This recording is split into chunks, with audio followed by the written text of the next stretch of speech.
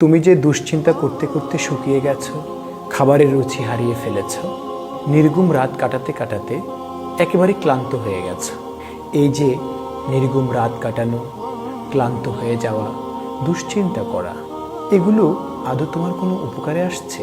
এগুলো আসলে তোমার কোনো উপকারে আসছে না, বরং দুশ্চিন্তা করতে করতে তুমি তোমার মধ্যে মানসিক চাপকে বৃদ্ধি করছো, চলার পথের সাহসকে দুর্বল করছো, বেঁচে থাকার স্বপ্নকে তুমি ধূসর করে ফেলছো।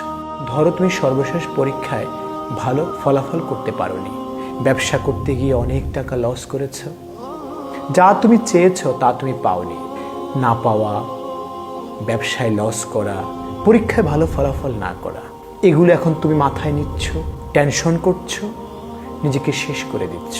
ভালো ফলাফল না করা, ব্যবসায় লস করা, যা চেয়েছো তা না পাওয়া, এখন এগুলো তুমি মাথায় নিচ্ছ আর নিজের মধ্যে মানসিক চাপ বৃদ্ধি করছো, নিজেকে শেষ করে দিচ্ছ। আসলে আমরা চাইলে আমাদের অতীতকে পরিবর্তন করতে পারি না। পৃথিবীর কোনো মানুষের কাছেই জাদুর কাঠি নেই যার মাধ্যমে সে চাইলে অতীতকে পরিবর্তন করতে পারে। কিন্তু তুমি চাইলে বর্তমানকে পুঁজি করে ভবিষ্যৎকে আলোকিত করতে পারো। আমরা কেউই আমাদের অতীতকে পরিবর্তন করতে পারবো না। মনে রাখবে, যা হওয়ার তা তো হয়েই গেছে। সেগুলোকে মাথায় নিয়ে চিন্তা করে টেনশন বাড়িয়ে কেন তুমি তোমার বর্তমান সময়ের প্রোডাক্টিভিটিকে নষ্ট করবে, ভবিষ্যৎকে তুমি অনিশ্চিত করবে?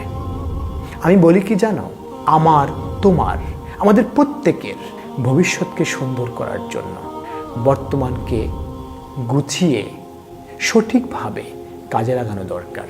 তাই তোমার কাছে, আমার কাছে, আমাদের প্রত্যেকের কাছে আজকে, বর্তমান, এই মুহূর্ত, এই শব্দগুলো অত্যন্ত গুরুত্বপূর্ণ। ভবিষ্যতের চিন্তা, অতীতের চিন্তা না করে তুমি বর্তমানকে কাজে লাগাও।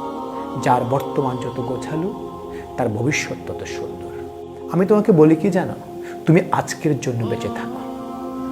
তুমি আজকের দিনটিকে সর্বোচ্চ কাজে লাগাও, সর্বোচ্চ ব্যবহার করো। তাহলে তোমার অতীত সুন্দর হবে, ভবিষ্যৎ আলোকিত হবে। পৃথিবীতে অতীত বলে কোনো শব্দ নেই, ভবিষ্যৎ বলে কোনো শব্দ নেই, বরং আজকের যেটা বর্তমান, সেটাই আগামীতে অতীত হবে।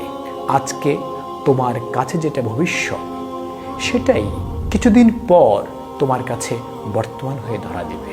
তাই আমি তোমাকে বলছি, আজকের দিনটিকে সর্বোচ্চ কাজে লাগাও। অবশ্যই তুমি সফল হবে ইনশাআল্লাহ।